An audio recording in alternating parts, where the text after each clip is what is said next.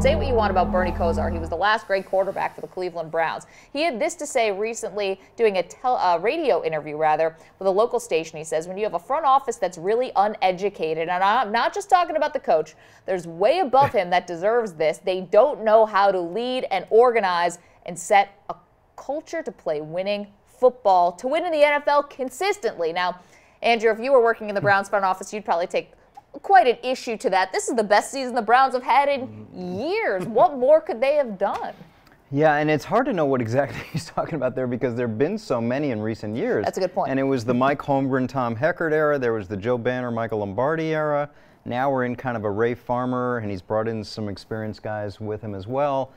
I'm not sure he even knows who he's maybe really that's driving home his point. Yeah, because and maybe he's directing it all the way to the top because Jimmy Haslam has come in and gone through a lot of executives, gone through a coaching staff with Chudzinski's staff at tremendous cost, millions and millions of dollars, but trying to get it right. I think it's a little bit premature. They're having a good year, and we don't really know who he's talking about there.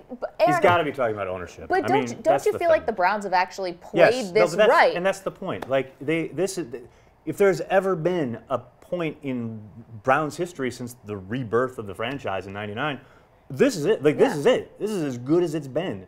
And I get that Johnny Manziel had a bad game, and everyone has all of a sudden thrown a cloak of doom upon this franchise for a week, but come on, Bernie. I mean, unless, of course, he is talking about ownership, in which regard, yeah, he's right. I mean, this is a team that's gone through everybody Andrew just talked about in this 3 years, less. I mean, yeah, it's frustrating as a fan. It's frustrating as a follower of the team to go through them. But this sounds like a soundbite that should have been given like 9 months ago. Yes. It sounds weird to come out this week and say that. And it's, I mean, because of Manziel's performance, we get it. It was awful. There's no sugarcoating it. But again, one game. And unlike Brian Hoyer, he's going to have a long leash. Not just these 3 games. He's going to have he's a first-round pick. Even E.J. Manuel got a year and a half.